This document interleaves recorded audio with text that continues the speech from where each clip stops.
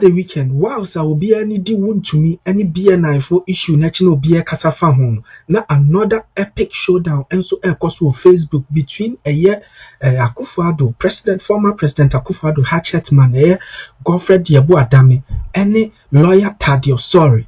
Nina starte, me what you know, I'm about to Nina starte, or Godfred Adame. Echo grantee interview, say on TSC, say, lawyer Thaddeus Sory, any Oliver Bakavomawo, and represented the petitioners are Omo petition President Mahama say only Chief Justice Tokonu Infree one TSC a year lawyer Thaddeus Sory ni Oliver Bakavomawo and represent woman because Oliver any lawyer Thaddeus Sory a NDC for on TSC. Now granted this interview no lawyer Thaddeus Sory so better to be maneno ebe reply no Facebook. Oba reply on Facebook and Godfred Adame reply back and a call back and forth. Means will be a man, Mummy and Corre a year radio go journalist. I a friend of Senna morning host show host a friend of Senna. We're breaking it down. I am step by step acquire this encounter no and this fight between the year Godfred Adame and Thaddeus Sory no. Ebaso like a choir a home 4D the entire starting any update in our dinner to ja mummy uncle a year a choir a year senna a breaking it down mummy uncle. Before then, this is Godfred Adame really. If there is any group of people who have politicized this process, it is the NDC government. Look at the band of lawyers representing the petitioners. Mr. Tashishikata, Mr. Thaddeus Sory, a lawyer who has gone record of representing all NDC figures the past 8 years and who very much associated with NDC. Oliver Bakavomawo, a young man who recently rose to popularity on account of all kinds of attacks against the NPP government and who very much has been associated with NDC, worked with President Mahama in his office and all that. These are people who are prosecuting the Chief Justice. And I think that it's about time that good men in this country stood for what is righteous and what is right. I mean, as far as I'm concerned, if there's any attorney general who, right from his appointment, has stood up for the judiciary and has spoken against attacks on the independence of the judiciary, it is myself. And it is about time that the proper thing is stood for in this country. And we cannot let people mislead the public and then let it go uncorrected. And I'm making the point that indeed the action I've taken is consistent with all actions I've taken right from the first day I was even appointed as Attorney General. I remember my inaugural speech at the Ghana Bar Association in 2021, Bogatanga. A very significant part of it was devoted to protection of the independence of the judiciary and to ensure that attacks on the independence of the judiciary, as we are witnessing now, do not occur. So indeed, what I'm doing now is very much in tune and consistent with all I've stood for. It's not about that's a token at all. It is about ensuring that this unwarranted attack on the independence of the judiciary is fought off. Yeah, I mean, I construe all that has been happening as a very calculated effort on the part of the NDC government to attack the independence of the judiciary and shape it in the manner that they desire. The process has been riddled with a lot of unconstitutionality. The process has been laden with grave violations of the Constitution each step of the way. In the first place, even the President's consultation with the Chief Justice, when he had not notified the Chief Justice of receipt of the petitions, was even unconstitutional. And this part of the relief we are seeking. Secondly, the manner in which the so-called federal factual determination was made was also unconstitutional. It's an affront to the Constitution. Every citizen of this country is entitled to a fair trial. This process clearly it violates every tenet of a fair trial.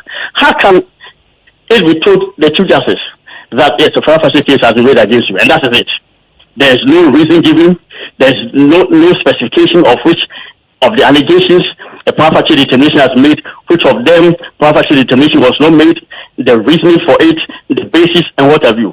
And these are basic rights that every citizen of the country ought to enjoy. So how can such a right be denied a person as significant as the Chief Justice of the Republic?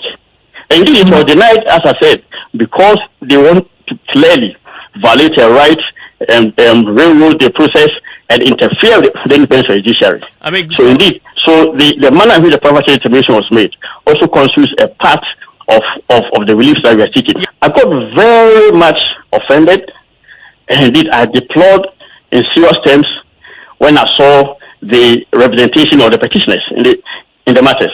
Petitioners represented by Thaddeus, Sory, Chachichikata, and Bakavomo, heavily or dying the NDC people, and who have all along been attacking the Chief Justice. Every week before this disclosure was made, they were on radio, on internet, writing all kinds of articles and all against the Chief Justice and encouraging the process to roll on. Was it an attempt to throw dust into our eyes? Indeed, the country ought to consider that a pure constitutional matter. If we look at the relief that we are seeking, they are purely constitutional. They are premised on the denial of the Chief Justice of a right to a fair trial. I think that it is improper, and indeed, any citizen, I'm going on record as representing various dismissed workers and all. Not from recently, as far back as 2009 and all that. Civil servants who are unlawfully selected by the John Mills and Mahama administration.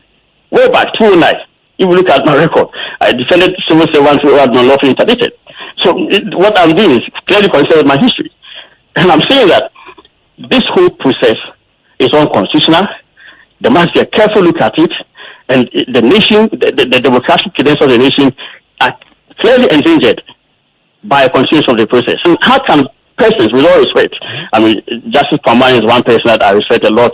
He was actually chairman of the legal, I think, the Law Reform Commission Board when I was Attorney General. So I've had very good relations with him. There's nothing personal, and indeed we have very good relations. Anytime we meet and all that. But how can it be that Justice Paman will give 4 judgments in favor of one of the petitioners in the matter and be appointed as the chairman of this committee? And it is not only one matter. Apparently, it is actually two of the petitioners. He also sat on all of the cases involving the police officer, who is also a petitioner in this matter. So clearly, the whole process is really all kinds of unconstitutionality and leading with people who are afflicted by conflict of interest. The most important point, with all respect, is that there's an issue of grave unconstitutionality, which borders on interference in the independence of Ghana's judiciary. The whole nation, the whole international community, and whatever should be concerned about how Ghana, a nation with strong democratic credentials, all of a sudden stand the risk of having those credentials eroded on account of an unbridled desire to remove the Chief Justice unlawfully from office. Everything I am doing in this country now is very much consistent with all I have done all my life, as well as all that I did in the course of my tenure as Attorney General. And indeed, if you take a careful look at all my speeches since I was made Attorney General on 1st March 2021, there was never any occasion on which I made a major public speech without addressing the question of the independence of the judiciary. The persons who are protecting their interests in this matter, we all know. The president and all the members. I mean, if there's a clear case of conflict of interest, I would think that it's been pointed out on our rate of summons. The fact that the person who has given judgments in respect of 2 of the petitioners now all of a sudden finds himself adjudicating as the chairman of a committee that has been set up to probe the Chief Justice. That is a clear case of conflict of interest, and not the fact that the former Attorney General is relevant to the Chief Justice. Well, remember we've discussed this. The matter of Godfred Adami representing CJ Tokono and the optics. We talked about Godfred's recent history and how he was basically discredited over time, and there were people. The feeling was that, and I was one of those who held that feeling, that Godfred Adami should not have continued as AG after the Jakpa tape was played. In fact, the tape shocked the judge who made the list of the CJ so much. You see, one of the judges said the CJ had a list that he sent to the president. That, you see, these judges, I like them, Amata. They are doing well for me. Put them in the Supreme Court for me. One of the judges was the one who was hearing the Jakpa matter. That judge heard the tape, said, this is troubling. Learned Attorney General, if I were you, if you will listen to me, you will stay away from this case. Ali, just to give you that the allure of some credibility. You see the way he sounded? There's a certain sense where he feels that everything he does is right. And that feeling, I don't know where there's a certain sense, this arrogance. I don't get it wrong. In fact, if you are looking for a persona that defines arrogance, you bypass Godfred Adam, you'll find that. You see, he feels that he can never get it wrong. No matter what you say to him, and Nancy is right, no matter what you say to him, he will never accept that he was wrong. So this was a judge who sat there and said, this thing that I have heard. In fact, the only reason there was not a mistrial, because the concept of mistrial does not exist on our books. So the judge didn't know how to treat it. But the judge too could have done something that would be unique and that would, in fact, change the way in which prosecutions are done in this country. But she decided not to do that. But she said, please, this tape and what I have heard on you doing on this tape, or you saying on this tape, please stay away. So we all talked about that and how he had been heavily discredited. How if this was Chachuchi Kata would have lost his license. How if this was Dominic Aine would have, remember they nearly disbarred Dominic. Do you know what Dominic Aine did? He commented, he granted an interview to the media. They wanted to take away his license. They thought he couldn't talk again. That was the interview. And this was like a stock in trade of Godfred Boadami. Every time you come and grant an interview and take on judges and take on everybody. But nobody touched Godfred Boadami. So he had this sense that if I am doing it, it's for the right reasons. If Nancy is doing the same thing, Nancy is doing it for the wrong reason. Godfred Boadami, Nanado Sachetman, says that Thaddeus Sory, with his record, Thaddeus Sory is an NDC man, a known NDC man. Thaddeus Sory. In fact, when I was in court, there were some people who were tagged by political parties. Nobody ever tagged Thaddeus NDC. But Thaddeus is one of those lawyers where when you go back into history, you can trace a certain sense where he took his job so seriously. He represents anybody on the political aisle. It can be any party. He will take any case. As long as he's convinced that there's a case to be won and there's a case to fight for, he will do it. And that's why most people kept going back to him. That's Thaddeus Sory. It says because Thaddeus Sory represents the speaker, is a lawyer for the speaker. Thaddeus Sory is NDC. He is not MPPO. He is doing it for the right reasons. Chachuchi Kata is NDC. The man who, if the NDC, sometimes the NDC people want to beat him up. In fact, sometimes when he writes, the way the NDC people want to deal with him, Oliver Baka-Boma, he is, people in both parties don't like him because he can fire his salvos anywhere.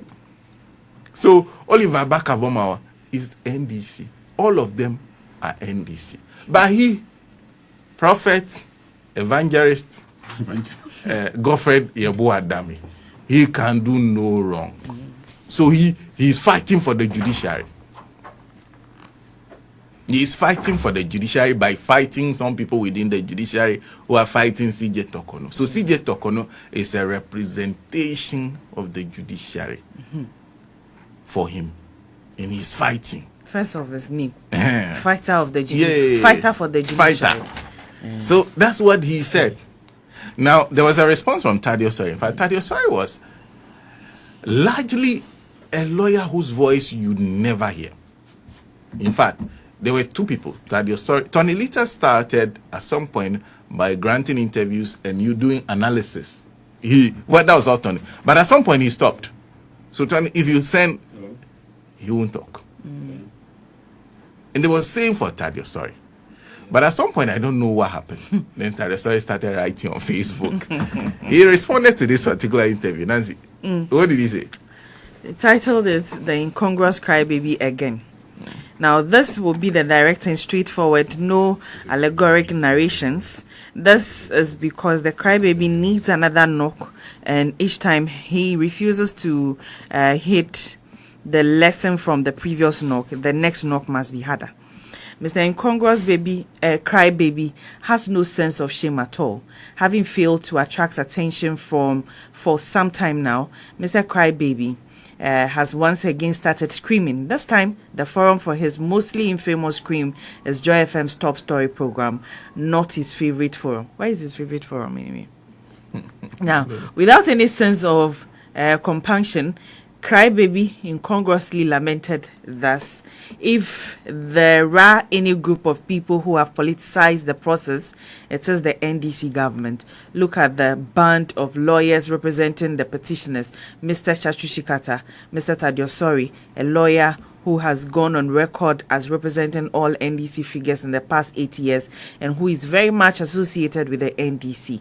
Oliver Bakavomao, a young man who worked with President Mahama in his office. I didn't know that. That indeed is most incongruous. Who, I ask, are the band of lawyers representing the suspended CJ? In just about a month, you, yes, Mr. Crybaby, have personally appeared in 2 of the 4 suits directly involving proceedings for the Chief Justice's removal. You were appointed Deputy Attorney General by former President Nana Addo Dankwa Akufo-Addo. Hardly a coincidence. That appointment itself was incongruous. Your elevation to Attorney General was even more so. Do you recall the host of card-carrying NPP lawyers who surrounded you? Not as a private legal practitioner, but as Attorney General during the Supreme Court proceedings on the vacant seats case.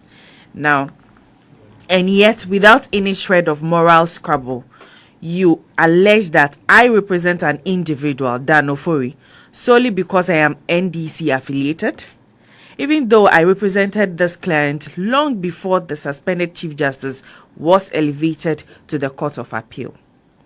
Allow me to refresh your memory on my legal diversity. Mr. Ambrose Derry, your colleague minister, was my pupil master. Together, we defended Malam Yusuf Visa, who was appointed by President Kufuor.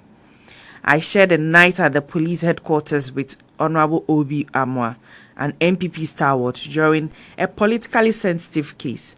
I defended accused persons in the Issa Mobila criminal trial, a matter that became a major campaign point for the late President Mills. The firm, Kulendi at Law, can attest to the massive support I gave them in the Ghana at 50 case. Were those accused persons in the Ghana at 50 case NDC officials? Ask Honorable Kweku Kwarteng. I represented him in the matter easily perceived as political and anti-NDC. None of the cases I have cited involve the NDC, yet here you are, painting me with a partisan brush. I am a professional, bound by Rule 65 of our legal ethics to represent anyone who retains me, subject only to certain exceptions.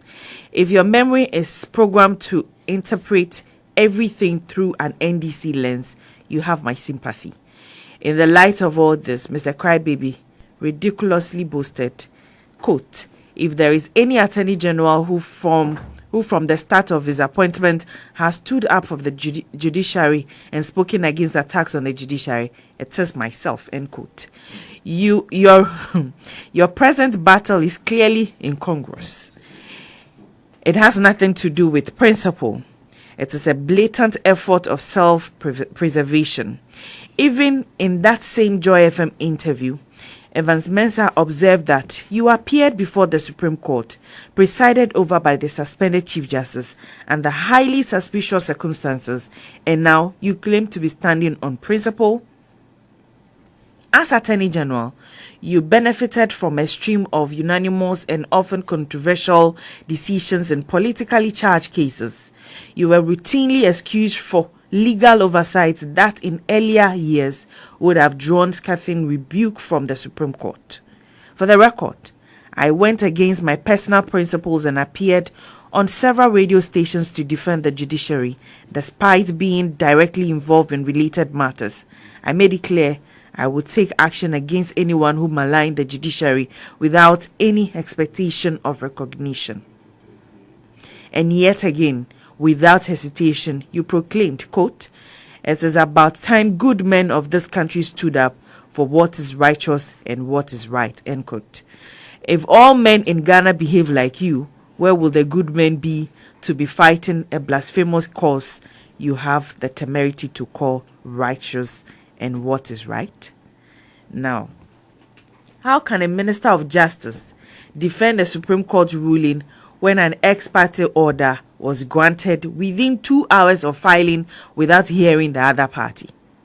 Communicate directly with an accused person behind the back of their counsel. Coach an accused person to implicate a co-accused. Your initial injunction in the Sifwa proxy case was dismissed. Now you reappear with the appropriate party and file yet another injunction. The audacity is staggering. Now, there is no Attorney General who has contributed more to the low rating of the judiciary than you. You are the only Attorney General who has never lost a case, etc., etc. What has changed? No Attorney General has done more to erode public trust in the judiciary than you. You wear your record of never losing a case as a badge of honor. What has changed now? As I once asked, how did your legal acumen suddenly improve just because you became Attorney General?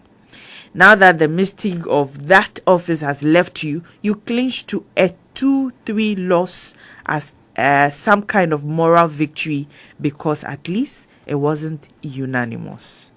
Let me say this clearly. Stop the tantrums.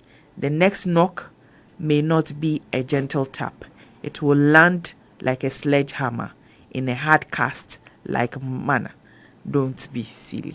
So, the interview you played, that is the response. The response. From Thaddeus. In fact, there's a response to that response. This is so. Let me just read a portion of it before you come to. There's just one. So I'll jump many other paragraphs and it says, "Oh Thaddeus, that ye have such short memories." That is Godfred responding to Lawyer Thaddeus. Sorry. It says, "Have you forgotten that in the only full trial of a case you and I happened to be on opposing sides between 2007 and 2009, when you were at Derry and Co., you lost miserably.